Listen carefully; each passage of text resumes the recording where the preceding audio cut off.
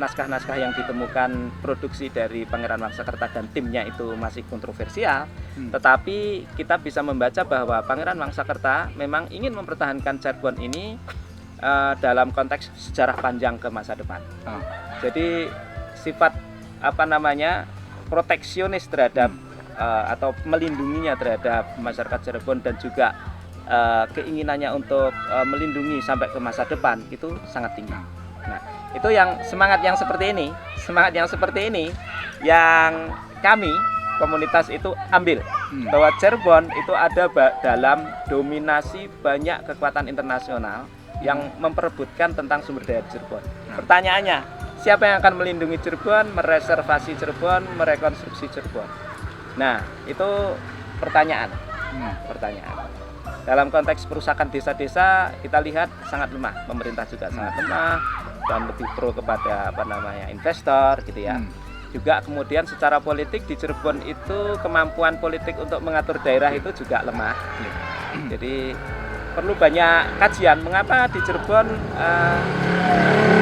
kapasitas politik itu lemah.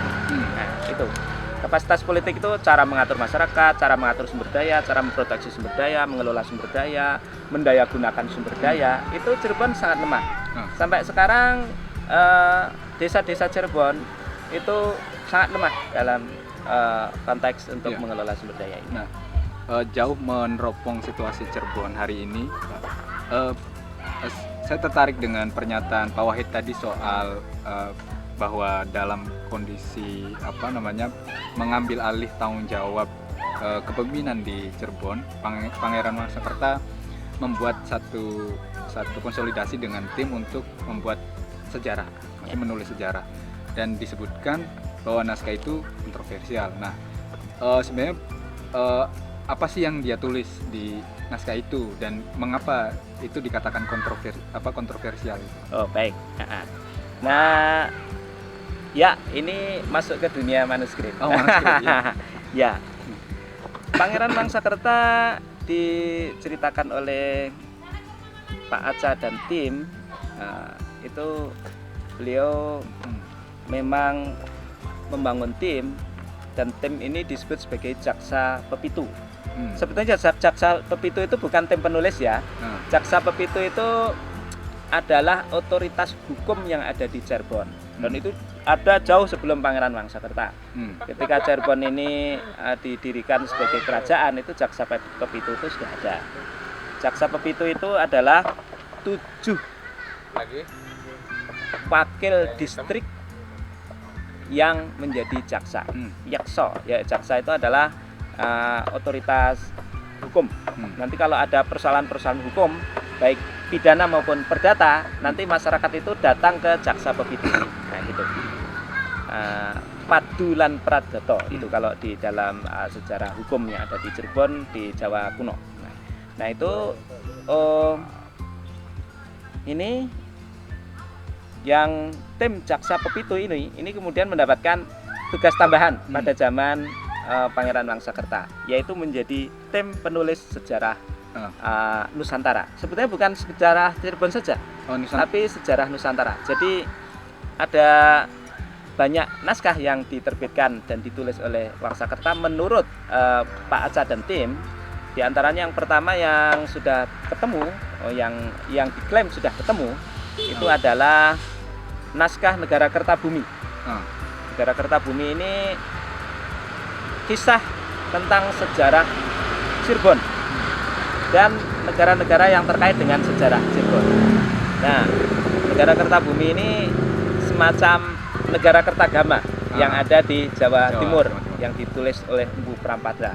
Jadi di sini juga bercerita mengenai ketatanegaraan Cirebon. Nah, di situ selain sejarahnya juga tata negaranya.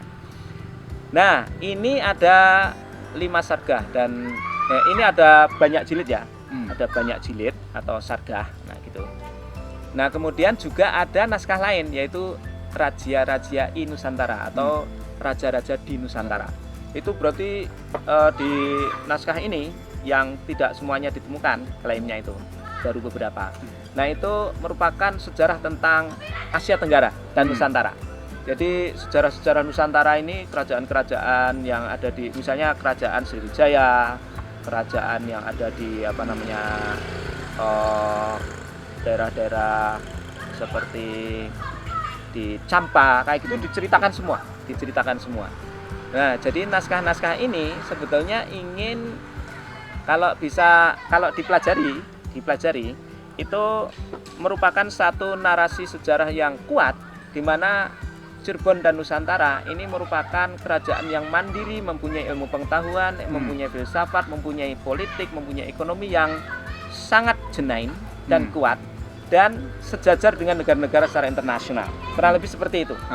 Nah, saya sendiri menangkap bahwa Pangeran Wangsakerta kalau narasi paling tidak adalah yang dikesankan dari penarasi naskah itu, bahwa negara-negara Nusantara termasuk Cirebon itu adalah negara-negara yang sejajar dengan negara-negara luar dan bahkan mempunyai keistimewaan sehingga anak cucu kurang lebih segitu kalau Pangeran Wangsakerta bisa diklaim seperti itu, anak cucunya bisa yakin dan percaya diri bahwa Cirebon itu negara kuat loh, negara hebat loh gitu, dan sejajar dengan negara-negara yang lain. Nah, pembangunan narasi sejarah ini merupakan satu tipologi bagaimana bangsa-bangsa besar itu membangun imajinasi mengenai budaya mereka. Ini di Yunani juga terjadi seperti itu, di Cina juga terjadi seperti itu, di India juga begitu, di Arab juga begitu. Pembangunan narasi tentang sejarah adalah pembangunan mengenai karakter suatu komunitas dan bangsa yang sedang dibangun. Nah, gitu. Nah, saya membaca bahwa Pangeran Wangsakerta ini mempunyai angan-angan dan imajinasi yang kuat dalam konteks bagaimana memulihkan Cirebon. Di antara perseteruan 3 triumvirat yang sangat kuat pada saat itu, kekuatan yang sangat kuat pada saat itu. Nah, di situ kemudian yang saya terjemahkan bahwa Pangeran Wangsakerta ini bisa menjadi ikon bagaimana kita bergerak dan membangun Cirebon. Nah, seperti itu. Jika betul Pangeran Wangsakerta menulis narasi sejarah yang cukup fantastis itu dan pertanyaannya Pak, setelah era Wangsakerta ini naskahnya ada nggak? Ini kemana gitu? Baik. Nah, justru ini yang menjadi persoalan tadi kontroversi ya. Nah, ini di buku ini ditulis oleh Pak Edi S. Ekajati. Beliau ini salah satu penerus Pak Aca juga. Tapi beliau juga sangat menghormati terhadap polemik atau perbedaan-perbedaan pandangan mengenai naskah-naskah Wangsakerta. Jadi naskah-naskah Wangsakerta yang ditemukan pada tahun 80-an itu ya, itu kemudian menjadi kontroversial. Kontroversialnya karena banyak hal. Jadi para filolog atau para ahli filologi yang berurusan dengan mengkurasi teks, mengedisi manuskrip-manuskrip itu, mereka takjub terhadap temuan-temuan dari timnya Pak Aca ini. Takjubnya pertama, kok sekarang ini baru ditemukan gitu ya, naskah-naskah Pangeran Wangsakerta. Terus yang kedua, kok isinya itu canggih sekali. Mengapa canggih? Karena kalau kita membaca naskah-naskah Wangsakerta itu, naskah-naskah setelah Wangsakerta saja itu sifatnya itu babat yang banyak mitos-mitosnya, gitu ya. Tapi di Pangeran Wangsakerta ini naskahnya ini akademik, naratif akademik, objektif. Jadi di sana itu misalnya ada persengketaan antara Syekh Lemah Bang dengan Pangeran Sunan Gunung Jati. Itu tidak disalahkan, Syekh Lemah Bang tidak salah, tapi diceritakan bagaimana duduk persoalannya. Itu sangat ilmiah, dan sangat akademik. Nah, orang-orang yang menemukan ini, yang membaca ini, para filolog itu heran. Ini naskah kuno, tapi kok sangat akademik. Bener nggak ini? Nah, ini banyak sekali para filolog dari Jakarta, terutama dari UI ya, itu yang meragukan bahwa naskah ini terlalu bagus. Naskah ini terlalu bagus untuk naskah pada saatnya. Jadi terlalu akademik, terlalu sophisticated, sangat canggih gitu. Hmm. Terus yang kedua, selain juga soal isinya, itu juga selain soal coraknya yang ilmiah tadi ya, itu juga kandungan isinya. Ah. Jadi isinya ini setelah diselidiki oleh beberapa filolog, itu mirip dengan temuan-temuan terbaru dari sejarah Nusantara yang ditemukan tahun 50-an, 60-an. De Kaspares dan kawan-kawannya. Nah, gitu. Itu yang di narasi sebelumnya, sejarah itu tidak mengenalnya. Tapi di naskah Wangsakerta itu gamblang sekali dan persis dengan temuan para filolog sejarawan pada tahun 50-an yang tidak pernah bersentuhan dengan naskah Wangsakerta. Nah, itu. Kemudian yang ketiga adalah soal bahasa-bahasanya ya. Beberapa ada yang menyelidiki juga, misalnya Pak Mokhtar Bukhari itu menyelidiki mengenai kata-kata yang digunakan di dalam naskah ini. Ada beberapa kata yang terlalu modern untuk digunakan. Misalnya Jawa Kulon. Jawa Kulon itu dipakai hanya di abad baru ini, Jawa baru, bukan Jawa lama. Kalau Jawa setelah kemasukan Islam itu Jawa lama itu sebelum Islam. Nah, Jawa menengah itu pada saat mau menjelang Islam, Jawa baru terus saat Islam. Nah, Jawa kata-kata yang pasca Islam itu sudah muncul di saat itu. Nah, gitu. Itu agak meragukan. Juga ada juga yang ahli tentang kodekologi itu menyatakan bahwa ini adalah naskah salinan dan salinannya belum lama. Salinannya itu karena kalau diselidiki dari aspek tintanya itu tinta modern. Jadi bukan buatan Pangeran Wangsakerta abad ke-17 atau salinannya yang mungkin abad ke-18 atau abad ke-19. Nah, gitu. Jadi karena tapi tintanya ini tinta abad ke-20. Nah, pertanyaannya, kalau tinta ini abad 20, itu berarti ditulis dengan rujukan naskah asli dong? Iya. Atau naskah salinan sebelumnya? Nah, naskah asli ataupun naskah salinan sebelumnya itu nggak ketemu. Jadi begitu. Mengapa menjadi kontroversial? Karena banyak aspek itu butuh rujukan, tapi rujukannya ini tidak satu pun ditemukan sampai sekarang. Nah, gitu. Jadi persoalan naskah Wangsakerta itu seperti itu. Tapi naskah Wangsakerta dengan Pangeran Wangsakerta sendiri itu berbeda ya. Naskah Pangeran Wangsakerta itu adalah karya-karya Pangeran Wangsakerta. Tapi Pangeran Wangsakerta itu merupakan pangeran yang hidup mensejarah dan asli ada. Bahkan surat-suratannya dengan bukti keberadaan Pangeran Wangsakerta itu yang pertama ini diceritakan di buku ini, di buku Carita Perwaka Caruban Nagari, dan juga diceritakan di buku kontroversi ini, bahwa penandatanganan mengenai pemecahan Cirebon menjadi dua, Kasepuhan dan Kanoman, setelah anaknya Pangeran Girilaya, kedua kakaknya balik ke sini, penandatangannya di hadapan VOC itu salah satunya adalah nama Pangeran Wangsakerta. Jadi ini naskah historis. Yang kedua adalah surat-suratan dari Pangeran Wangsakerta ke VOC di Jakarta itu sampai sekarang bisa diunduh, yaitu di PNRI atau PNRI itu arsip nasional. Nah, itu di PNRI itu nanti bisa dicek. Nah, itu mengapa menjadi kontroversial? Karena temuannya bagus, tapi rujukannya yang asli atau salinan sebelumnya itu belum ditemukan. Seandainya itu ditemukan satu saja atau dua saja, kira-kira polemik ini sudah selesai. Karena ya betul itu ada. Nah, kan sejak peninggalan beliau, katakanlah setelah beliau wafat, Pangeran Wangsakerta, kemudian baru ada jeda waktu yang cukup panjang sampai ratusan tahun ya, naskah itu ditemukan dan dianggap kontroversi karena temuan naskah itu sepertinya justru dibuat tahun abad 20 ya Pak. Belakangan ini.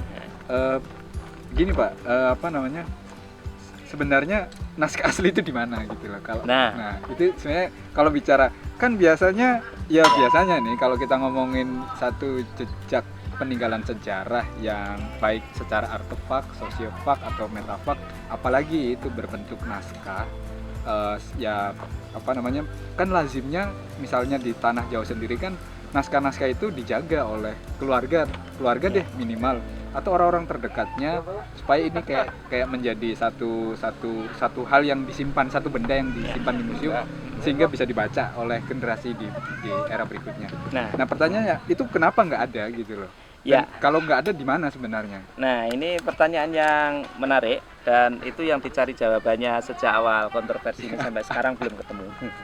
Tapi ada indikasi-indikasi yang diharapkan nanti bisa menemukan paling tidak salinannya. Kalau alhamdulillah kalau ada aslinya ya. Bukti yang paling kuno itu adalah buku ini. Buku ini adalah Carita Purwaka Caruban Nagari. Ini cerita kelahiran Kerajaan Cirebon ya oleh Pangeran Arya Cirebon. Ini abad 18 dan salinannya dianggap valid. Jadi paling tidak abad ke-18 itu ada suatu sumber yang menyatakan tentang naskah itu. Nah, ini indikasi. Yang kedua, lalu kalau ada indikasi seperti itu, kira-kira yang asli kemana ya gitu ya pertanyaan tadi. Nah, ini juga di dalam naskah-naskah Wangsakerta itu disebutkan bahwa tim penulis, jadi tim Jaksa Pepitu itu punya tim lagi, dan tim itu berasal dari kerajaan-kerajaan luar negeri. Jadi dulu itu kalau secara tata negara itu begini, ada Negara Gung, itu ibu kota ya. Negara Gung itu ibu kota. Kemudian ada Negari, itu berarti negara-negara di bawah ibu kota yang ikut itu masuk di dalam Cirebon itu. Kemudian ada mancanegara. Nah, mancanegara itu negara-negara lain yang berhubungan dengan Cirebon. Nah, mancanegara ini itu di dalam naskah Pangeran Wangsakerta itu diceritakan setiap negara mancanegara itu mengirimkan satu tim untuk menulis itu juga, dan mereka dikasih salinannya. Jadi kira-kira yang kita ketahui itu ada Kutai Kartanegara, kemudian ada Mataram, kemudian ada Demak, kemudian ada Pajang, ya penerusnya ya. Demak dan Pajang sebenarnya sudah hancur ya, tapi maksudnya penerusnya. Nah, itu dari wakil-wakil negara-negara di luar itu diharapkan itu naskah itu dikirimkan ke mereka juga. Jadi setelah diproduksi, diperbanyak, disebarkan. Nah, kita berharap kalau di Cirebon sudah tidak ada, itu paling tidak negara-negara kuno yang dulu pernah dikirim itu masih menyimpannya. Misalnya adalah Kutai, yang kita harapkan sekarang ini Kutai Kartanegara, karena anak turun kerajaan Kutai itu pemegang naskah mereka itu masih sangat tertarik dan sering ke Cirebon juga. Tapi saya belum pernah bertemu, dan moga-moga suatu saat kita berharap akan ada informasi mengenai naskah Wangsakerta. Ya, jadi Pangeran Wangsakerta ini nama seorang pangeran yang yang dimiliki oleh sejarah Cirebon, oleh orang Cirebon sebagai salah satu pangeran yang konteks kehidupan dia saat itu adalah punya inspirasi memulihkan Cirebon ketika mengalami porak-poranda dalam berbagai sisi, baik secara ekonomi atau politik. Baik soal sejarah Nusantara atau soal raja-raja di Asia Tenggara, yang itu semuanya ditulis dalam proses yang cukup lama. Nah, setelah beliau wafat, naskah ini entah kenapa lenyap atau hilang. Belum sama sekali ditemukan jejaknya, dan baru ketika di tahun 1980 sempat ada informasi bahwa naskah itu ditemukan dengan berbagai kontroversi yang tersedia. Nah, lalu kemudian dalam proses ini Pak Wahid beserta teman-teman mengambil inspirasi dari Pangeran Wangsakerta sebagai satu spirit untuk membangun Cirebon melalui desa dengan memulihkan berbagai persoalan yang memang kompleks dihadapi masyarakat hari ini. Nah, apa namanya, setelah tadi Pak Wahid cerita soal Pangeran Wangsakerta, naskah Wangsakerta. Nah, boleh nggak Pak diceritakan sedikit banyaknya aktivitas di sini? Itu mulai dari mana? Apa awal dari awal deh itu gimana? Kemudian apa namanya, Pak Wahid yang apa namanya, notabene domisilinya jauh dari sini, kemudian apa namanya, kemudian bergerak bersama warga sini untuk mengembangkan satu visi, katakanlah memulihkan Cirebon dari hal-hal yang terdekat itu. Ya, ya ini dilakukan oleh tim kami ya. Jadi bagaimana Wangsakerta ini melakukan pendekatan terhadap orang-orang di desa ya. Nah, tentu saja kita awal mulanya langsung saja kita masuk ke kampung di sini. Jadi kami ambil kos di tengah kampung. Nah, di situ kemudian kita melakukan aktivitas. Aktivitasnya itu adalah mengelola tanah ini. Jadi tanah ini kita kelola.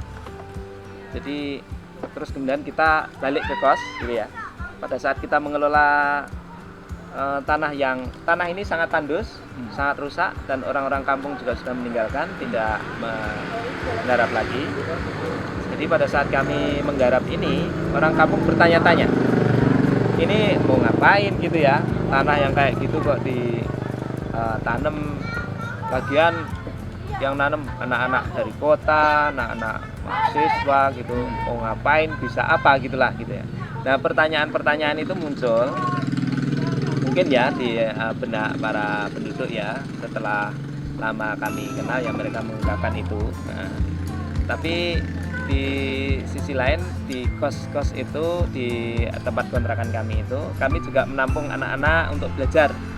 Misalnya anak-anak yang ingin belajar kemudian kita apa namanya, ajarin gitu ya. Lama-lama anak-anak ini ramai sekali ya, ramai sekali dan ikut sekolah di situ. Jadi mereka mau belajar apa? Itu kemudian kita tawarin, dan kemudian setiap kali mereka ingin belajar kemudian kita fasilitasi untuk belajar itu.